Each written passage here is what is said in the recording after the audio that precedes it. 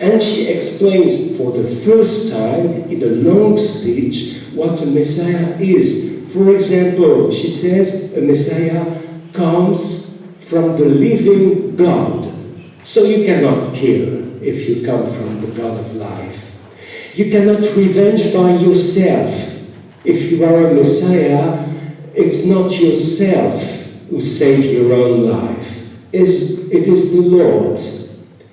And she speaks and she says, I know what my husband did, and he's a stupid guy, but it's not a reason to make violence, blind violence against my husband and all the males of my house and so on. And at the end, David says, and for me it's one of the most beautiful verses of the Bible, I tried to find it, 1 Samuel 25. So she speaks. Now it's so beautiful what is her speech. And, 1 Samuel 25:32, the response of David. David said to Abigail, Blessed be the Lord, God of Israel, who sent you to meet me today. The man saying to a woman in the name of God that it was good and divine that she came towards him. And he adds, Blessed be your wisdom, blessed you yourself for today, having restrained me from the crime of bloodshed and from exacted revenge. The Hebrew text says exactly, to revenge myself, I don't know to explain better. And so on, and the conversation goes on. But a man who can say in front of a woman, Blessed be the Lord who sent you today to meet me. When a man says that in his life the salvation is near,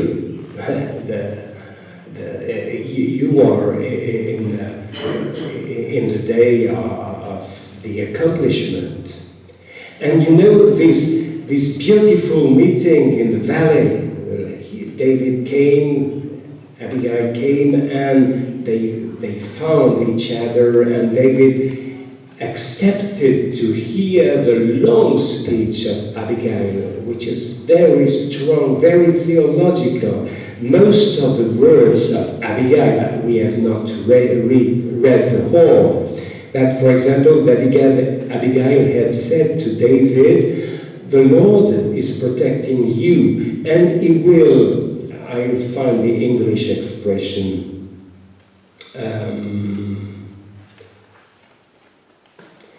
yes, he will assure you a lasting dynasty. In Hebrew, she says, he will give you a stable, you say stable? Stable house. Stable house, which means dynasty, but it's more important to have the very expression, a stable house. Stable house, you will find this expression once more in 2 Samuel 7 in the mouth of the prophet Nathan.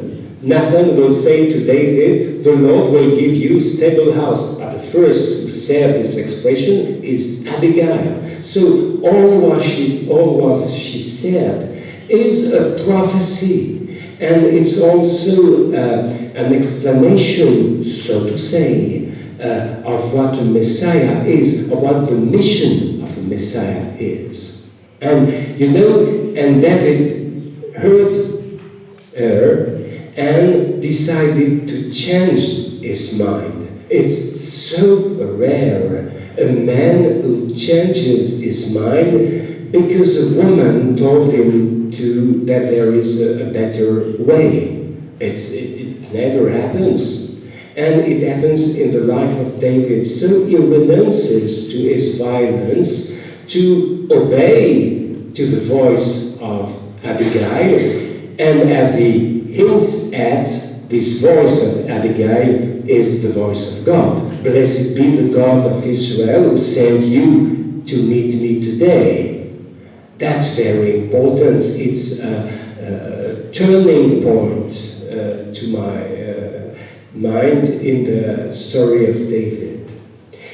And we can speak of many other things. I would like, the time runs.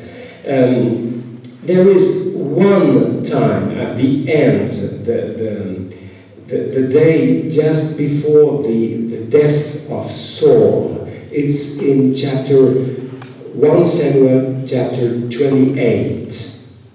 You know that Saul, at the end of his life, is very far from God. God never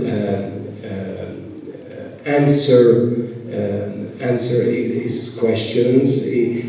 God and Saul are far from each other.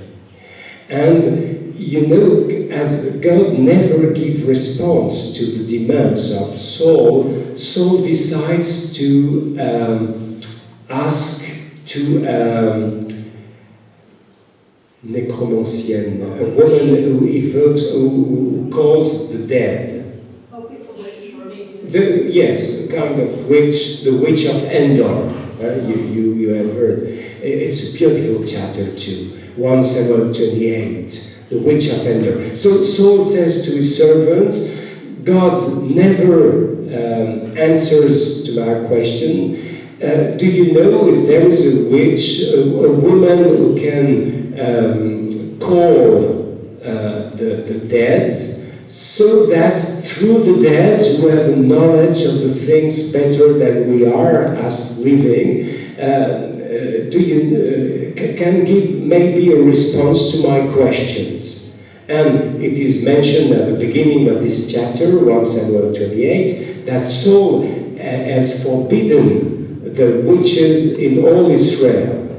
You know, when there is a prohibition in a country, everybody knows where to find the things which are forbidden. No witch in Israel. Where can you find a witch? Well, in this city, and the servants know perfectly where to find a witch who calls for the dead.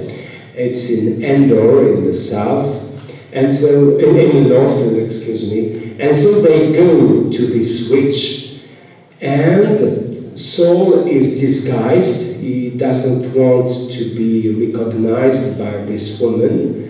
And the woman calls Samuel, the old prophet who died a few months ago, and who has always been the counselor of Saul.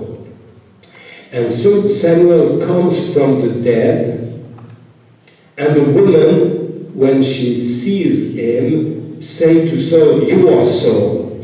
It's interesting. She sees this dead man, and at the same moment she recognizes Saul, who was disguised. And there is all a scene very interesting. Saul falls on the ground. He is so terrified. And Samuel speaks 7 sentences, 7 times the name of Yahweh, the name of the Lord. And so the living Saul seems dead, and the dead Samuel is plenty of life, full of life, and speaks and says to Saul, "No, God doesn't want to give you response. You have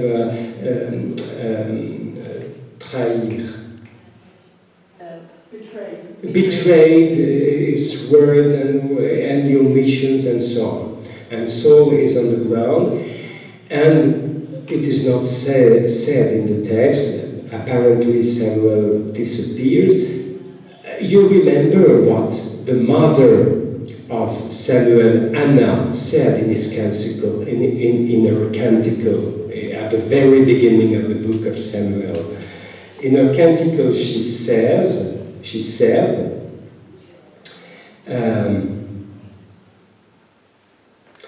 Yahweh, the Lord, gives death and life, brings down to the Sheol, the abode of the dead, and draws up from the Sheol, which is, it's not the case in the Old Testament. The dead does not come back to this world. Anna said that in her canticle, and her son Samuel apparently can come back from the Sheol, the abode of the dead. Well, but so Saul is on the ground. Samuel, we don't know, maybe disappeared or he went back to the dead, we don't know. And the woman, the witch, understands what happens. And she says to Saul, no, you must stand up, eat something, because you have not eaten for 2 days, and tomorrow make the war that Samuel spoke about to the Philistines. Saul knows that the day after, because Samuel said it, you will die. And so this woman says to Saul, you must die as a king of Israel. So stand up, eat, and go your way, go for this last battle against the Philistine. And at the end, it is said that Saul listened to the voice of the woman. It is the first time in his life. And she prepares a meal. It's almost an Easter meal. It's the last supper of the Messiah, Saul. She prepared a calf. I don't know what you say in English. Un veau engraissé. A fat calf. And unleavened bread. It's almost an Eastern meal, the last supper of the Messiah Saul. And so he has listened to this woman, and the day after there is this last battle against the Philistines, and Saul dies. It's the last time, just before his death, a woman could speak to him and he obeyed to her voice. Interesting. In the Gospel, 10 minutes left. I have not really begun what I wanted to say. But, well, in the Gospel, just some texts. You know that all this way of Jesus is marked by women, by these meetings with women. And I would like to quote one passage that I like more precisely, is in Matthew, the chapter 15. And the verse is verse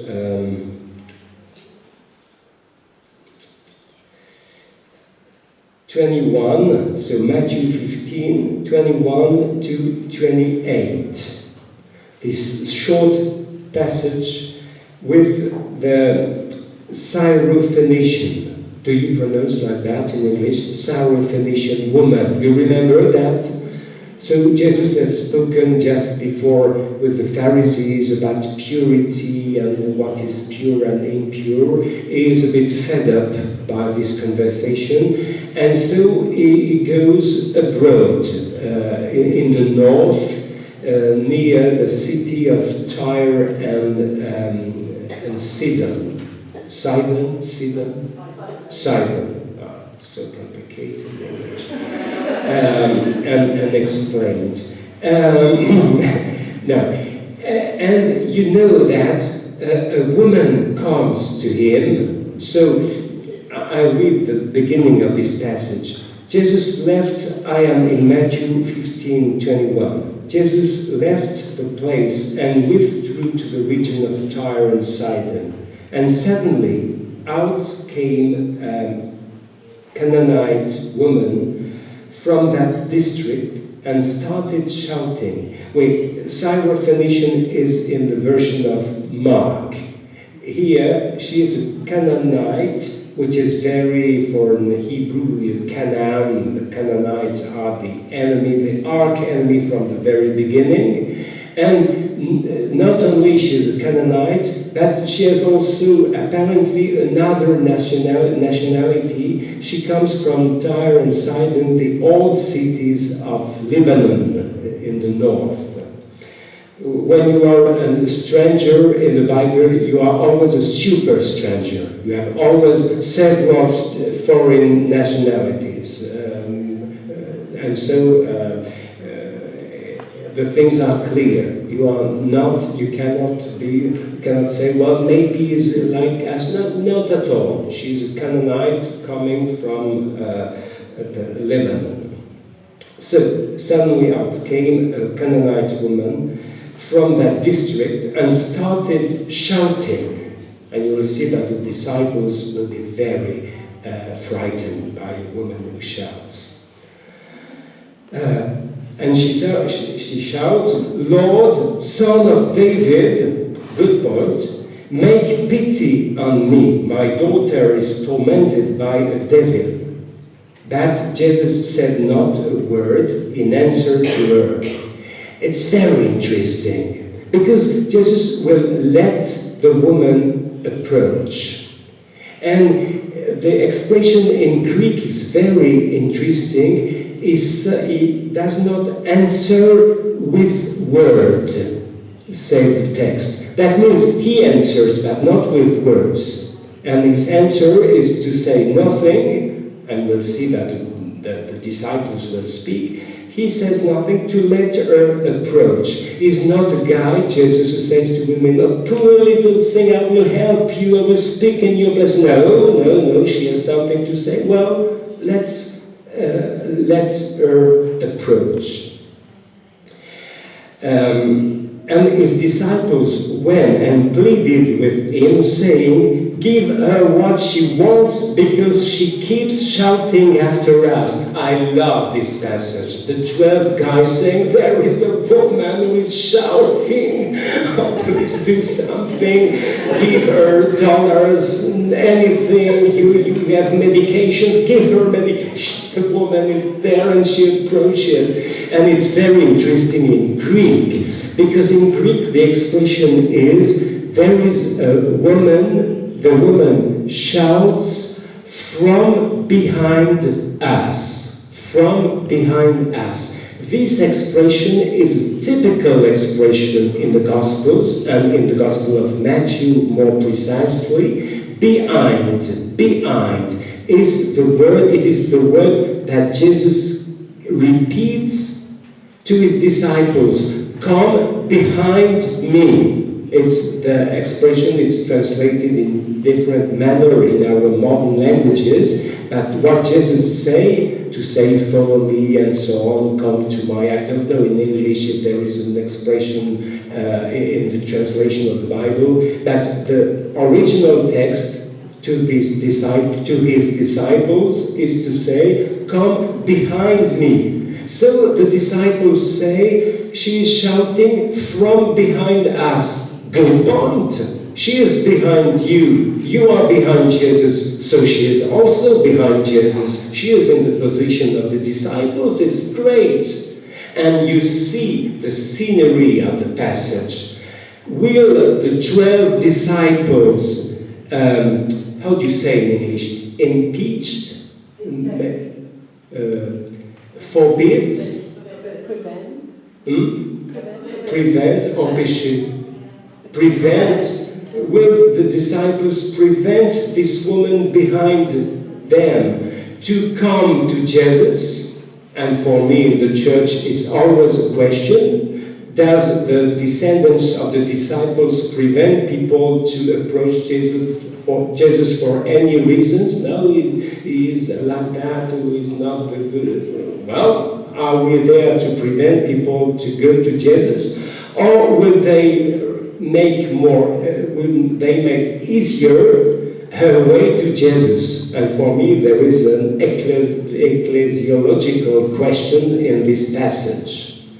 And Jesus says nothing. The woman turned around the disciples, who are absolutely frightened. There is a woman. And she comes to Jesus. And you know what Jesus says. Jesus says what a rabbi of his time should say. I came for the flock of Israel. I cannot give the bread of the children to the little dogs. It's the language that a rabbi of this time could use. And what does the woman? Does she fall crying and pouring tears? No, she said, okay, flock, Israel, and so on. If some scraps, yeah, I know this word, scraps of bread fall among us, it's sufficient, we are happy with that. It's what she says, yes, Lord, but even little dogs eat the scraps that fall from their masters. Good woman. Wow. Nothing can, comment dire ça?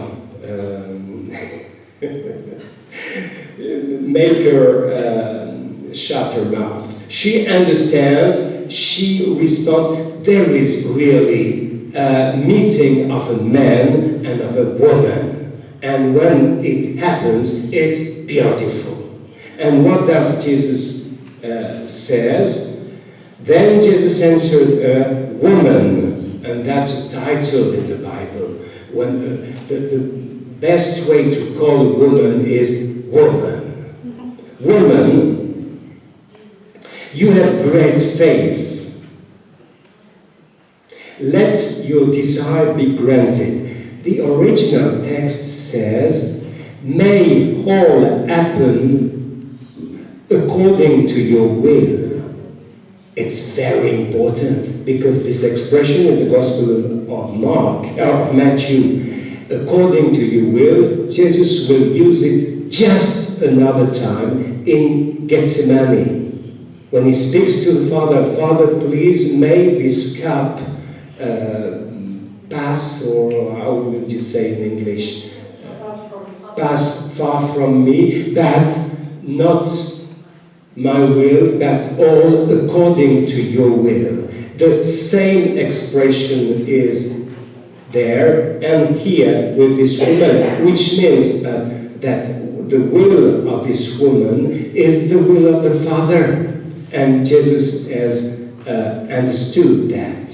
And so it's not Jesus is kind with this pagan woman, and no, Jesus has seen in her a woman according to the will, to the heart of God, who asks the good questions, who is doing what must be done, and the disciples have not at this time understood what was at stake.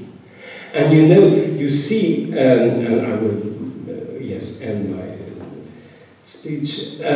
You see that when Jesus meets a woman, it's always something, for me, it's always a wedding. I mean, a wedding is not a marriage, it's something larger. He has found a woman according to him, who is on the same level, who speaks like him, who wants to meet him, who is not lower, or I don't know. They are together according to the will of the Father. And when Jesus meets women, it's always a kind of course, a lesson for the disciples. Always something very important, very essential happens when a woman approaches. Here, seeing a woman, a human being, this woman, who says something, who wants something, who expresses herself according to the will of the Father. For her disciples, it's a very good course. It's exactly what they must do and what they have to become. So I will end here. Excuse me for the English and the mistakes I made. I did what I could. Blessed be the name of the Lord. Amen.